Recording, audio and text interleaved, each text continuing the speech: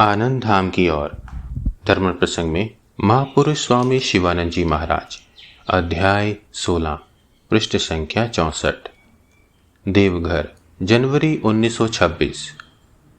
विद्यापीठ की नई भूमि में गृह प्रतिष्ठा के उपलक्ष्य में महापुरुष महाराज बेलूड़ मठ में अनेक साधु ब्रह्मचारियों के साथ देवघर आए।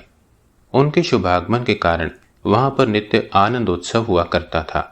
महापुरुष जी के पवित्र सत्संग से सब लोग अपने अपने प्राणों में एक आध्यात्मिक प्रेरणा का अनुभव कर धन्य हो रहे थे। महापुरुष महाराज भी इस पवित्र तीर्थ में बड़े आनंद में थे। एक दिन जब अनेक साधु ब्रह्मचारी उनके निकट एकत्रित हुए, ऐसे अवसर पर एक सन्यासी ने महापुरुष महाराज से कहा, महाराज, अपना भ्रमण वृतांत कुछ कहने की दया कीजिए, सुनने की बड़ी इच्छा है। महापुरुष जी मुस्कुराते हुए बोले, उन पुरानी खबरों को सुनकर क्या करोगे? एक समय वह खूब किया गया है। इस समय तो ठाकुर हम लोगों को इस कर्म क्षेत्र में खींच लाए हैं। उनके युग धर्म के प्रसार के लिए इसी की आवश्यकता हुई है। इसीलिए अभी इस वृद्धावस्था में भी ठाकुर हमारे द्वारा अपना कुछ कुछ कार्य करा ले रहे हैं। हम लोगों ने तो सोचा था कि तपस्या करके जीवन बिता देंगे, किया भी था उसी तरह, किंतु ठाकुर ने वैसा कहाँ करने दिया। देखो ना, इतना परिश्रम करने के कारण स्वामी जी का शरीर कितनी अल्प अवस्था में चला गया। वे तो हिमालय में तपस्या करने कितनी बार गए थे, किंतु ना जाने कौन उन्हें खींचकर हिमालय की गोद से नीचे ले आया। उसके बाद वे राजपुताना आदि अनेक स्थानों में भ्रमण करने लगे। कितने ही राजाओं महाराजाओं के साथ उन्हें कार्य था। भ्रमण करते करते वे पोरबंदर आए। उस समय उस स्टेट का कोई राजा नहीं था। राज्य में अनेक प्रकार की व्यवस्थाएं थीं। इसलिए गवर्नमेंट ने पंडित श्री शंकर राव पांडुरंग को एडमिनिस्ट्रेटर बनाया था। शंकर राव जी बड़े विद्वान, बुद्धिमान, विचक्षण और अत्यंत सज्जन व्यक्ति थे। उन्होंने यूरोप के अनेक स्थानों में भ्रमण किया था और फ्रेंच, जर्मन आदि भाषाओं की भी उन्हें अच्छी जानकारी थी। उनके घर में उनका निजी एक बहुत बड़ा पुस्तकालय था।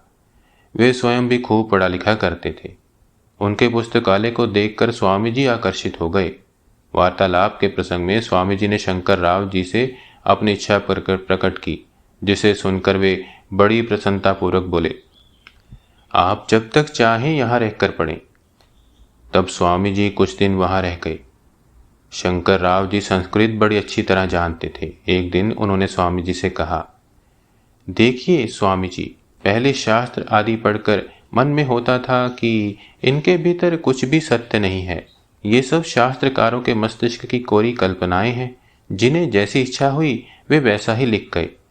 किंतु अभी आपको देखकर और आपका संग कर मेरी वह धारणा बदल गई है। इस समय तो मन में यही हो रहा है कि हमारे धर्म ग्रंथ आदि सभी ठीक हैं। मैंने पाश्चात्य देशों में देखा है कि उन देशों के चिंतनशील व्यक्ति हम लोगों के हिंदू दर्शन और शास्त्र आदि के संबंध में जानने के लिए विशेष उत्सुक हैं, किंतु उन लोगों को अभी तक ऐसा कोई व्यक्ति नहीं मिला जो इन शास्त्रों की ठीक ठीक व्याख्या कर उन्हें समझा सके। आप यदि उस देश में जाकर लोगों को हमारे वैदिक धर्म की व्याख्या करके समझावें तो बहुत बड़ा कार्य होगा।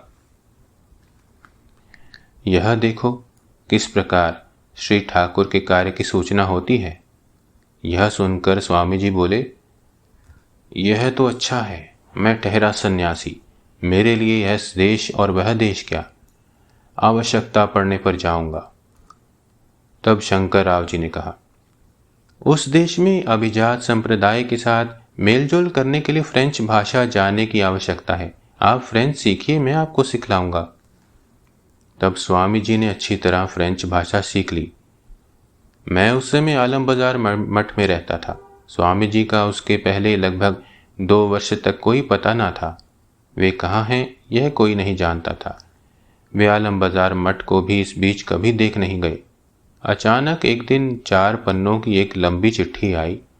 किस भाषा में लिखी हुई थी यह हम लोग कुछ भी समझ न सके।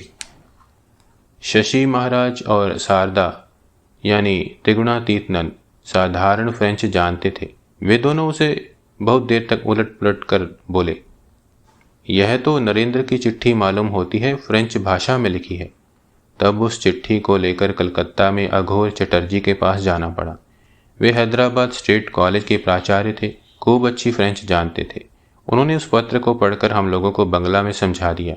तब स्वामी जी की खबर मिली और यह भी मालूम हुआ कि उन्होंने फ्रेंच भाषा सीख ली है। हाँ, तो मैं कह रहा था कि स्वामी जी ने जब ध्यान और तपस्या आदि में जीवन बिता देने का निश्चय किया था, किंतु जो महाशक्ति रामकृष्ण रूप में अवतीर्ण हुई थी, उन्होंने उनको वैसा करने नहीं दिया। उनको जगत के उद्धार के लिए युग धर्म प्रचार रूप कार्य में नियोजित किया। वे तो थे योगी राज, इच्छा करते ही समाधिस्थ होकर बैठे रह सकते थे, किंतु ठाकुर ने उनको तीव्र कर्म के भीतर लाकर डाल दिया। तुम सब लोगों को भी उन्होंने अपने युग धर्म की प्रतिष्ठा के सहायक रूप में नियोजित किया है। जिसको जिसको वे लाए हैं, वे सब धन्य हैं। ओम श्री राम कृष्णार्पणमस्तु।